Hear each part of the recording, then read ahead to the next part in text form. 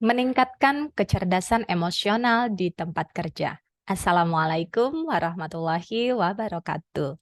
Teman-teman sekalian, kali ini saya akan membahas tentang cara untuk meningkatkan kecerdasan emosi kita di tempat kerja.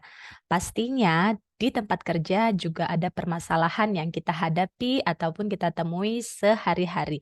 Baik itu permasalahan yang berasal dari diri kita sendiri seperti mood, ya, kondisi hati ataupun beban pikiran yang sedang ada dalam diri kita sendiri, ataupun permasalahan-permasalahan yang berasal dari eksternal, di luar diri kita. Baik itu hubungan dengan sesama rekan kerja, tumpukan pekerjaan, ataupun tanggung jawab-tanggung jawab yang perlu untuk kita selesaikan. Nah, teman-teman sekalian, dibutuhkan kecerdasan emosi yang baik untuk kita bisa menghadapi apapun persoalan yang kita temui dalam bekerja. Teman-teman sekalian, sebelumnya kita perlu tahu dulu nih, apa sih pengertian dari kecerdasan emosi? Kecerdasan emosi adalah kemampuan seseorang untuk bisa mengenali emosi dirinya maupun emosi orang lain. Ya, ketika seseorang bisa mengenali emosi dirinya, dia akan lebih mudah untuk bisa mengelola emosi tersebut. Ketika dia bekerja, dia butuh emosi apa nih supaya bisa bekerja dengan optimal? Tentu saja yang dibutuhkan adalah emosi-emosi yang positif seperti optimis, semangat, percaya diri, ataupun rasa bahagia.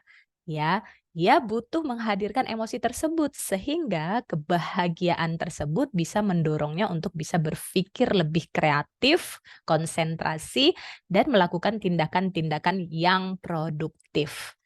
Begitupun ketika dia sedang mengalami emosi yang negatif di tempat kerja, misalnya kepicu marah ataupun sakit hati ataupun merasa malu ataupun merasa bersalah, ini juga perlu untuk dikelola sehingga dia bisa kembali memiliki emosi positif dan menjalankan peran dengan optimal. Nah, untuk itu penting sekali untuk kita bisa mengenali dan mengelola emosi pribadi. Begitupun juga karena pastinya dalam bekerja butuh adanya interaksi sosial antara diri kita dengan atasan, dengan rekan kerja, dengan klien ataupun customer. Tentu saja kita juga perlu untuk bisa mengenali dan mengelola emosi orang lain. Nah, ini dijembatani dengan kemampuan berempati. Untuk bisa mengenali dan mengelola emosi orang lain, dibutuhkan keterampilan empati, yaitu kemampuan kita untuk bisa melihat suatu kondisi atau permasalahan dari sudut pandang orang lain. Ya, kalau menggunakan sudut pandang diri kita sendiri, tentu ketika ada rekan yang melakukan kesalahan, kita jadi kesel, kita jadi marah. Tapi kalau kita melatih keterampilan empati ini, kita akan melihat dari sudut pandang rekan tersebut dengan cara kita mendengar, konfirmasi apa yang menyebabkan suatu kesalahan terjadi ataupun dilakukan oleh orang tersebut. Kemampuan berempati ini akan membuat kita lebih mau untuk mendengar, memahami, sehingga tidak buru-buru menghakimi, menyalahkan, ataupun menyudutkan kesalahan orang lain. Inilah yang akan membuat kita jadi berbeda dari orang-orang kebanyakan, ya, dalam hal respon. Ya, meski masalahnya sama, hasilnya bisa berbeda tergantung bagaimana cara kita merespon kondisi tersebut. Nah, respon ini bisa dipelajari, bisa dilatih, yang akan membuat hubungan kita, interaksi kita secara sosial bisa lebih baik, bisa lebih matang ketika kita lebih terkendali saat merespon suatu keadaan, khususnya yang tidak sesuai harapan.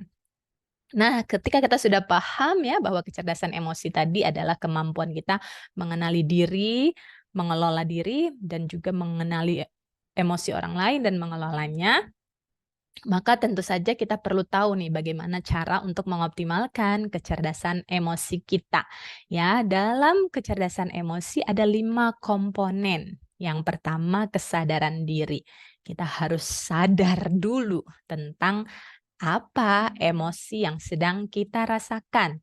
Ketika misalnya kita mau mengerjakan tugas, kita harus kenali dulu emosi kita nih sudah di level yang tepat atau belum, sudah di level bahagia, semangat, atau belum. Kalau kita tahu emosi kita sedang tidak baik-baik saja, misal lagi males, misal lagi kesel, maka ini yang harus kita sadari dulu. Oh, kalau kita sudah tahu nih bahwa emosi kita nih belum tepat nih mau ngerjain tugas, tapi perasaannya masih kesel, gimana nanti bisa mengerjakan tugasnya kalau dominasi emosinya masih di level kesel. Ya, maka sudah sadar, baru kemudian kita regulasi. Masuk ke komponen kedua, yaitu regulasi ataupun dikelola emosinya. Kalau tahu lagi kesel, ya diubah dulu nih keselnya, dilepasin dulu nih si keselnya. Ya, ada cara mengelola emosi yang disebut dalam teknik Sedona Method yang merupakan teknik untuk melepaskan emosi negatif, yaitu dengan metode bertanya pada diri sendiri. Ya, tadi kan sudah tahu nih bahwa kita lagi kesel.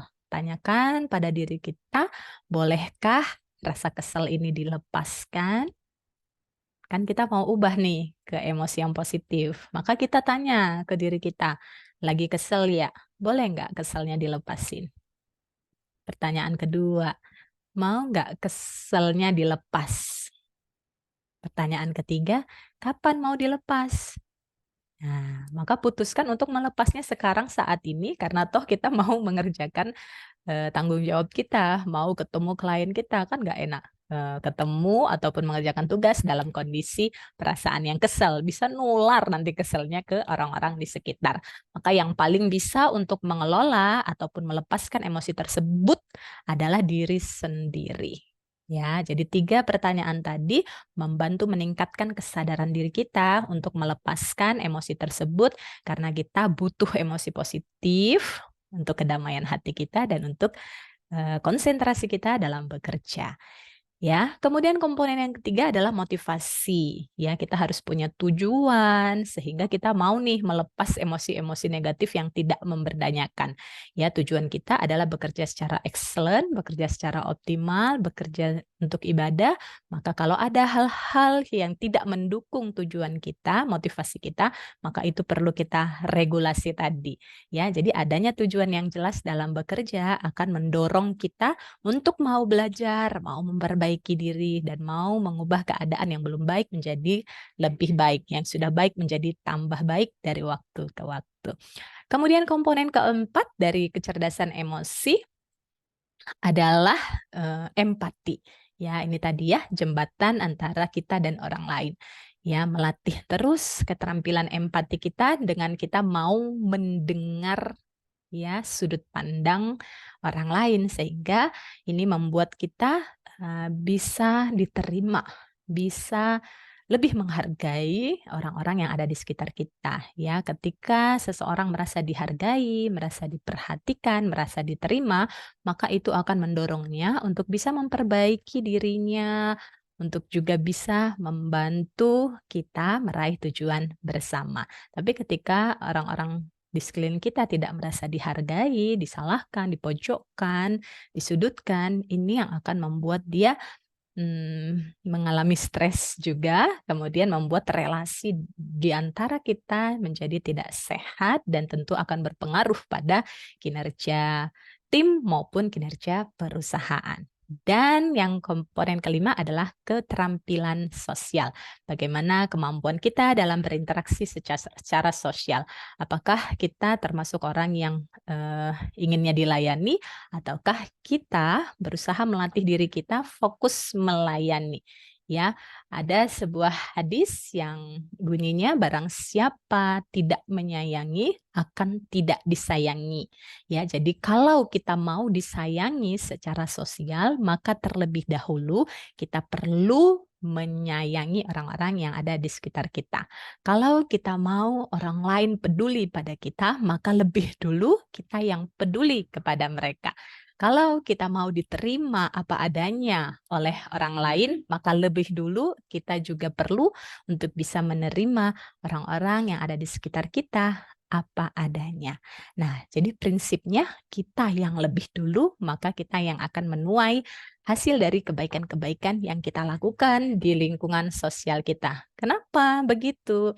Karena fokus pada memberi, melayani, itu jauh lebih mudah daripada fokus mendapat ataupun menerima. Karena itu tidak dalam kendali kita. Maka fokus saja teman-teman untuk berkiprah, berkarya, berkontribusi karena itu yang ada dalam kendali kita. Lakukan semaksimal mungkin apa yang bisa kita lakukan untuk perusahaan, untuk tim, maupun orang-orang yang ada di sekitar kita. Karena kebaikan apapun yang kita lakukan, meski tidak diapresiasi, meski tidak dibalas langsung oleh orang tersebut, itu tetap akan bernilai dan berdampak positif pada diri kita semua.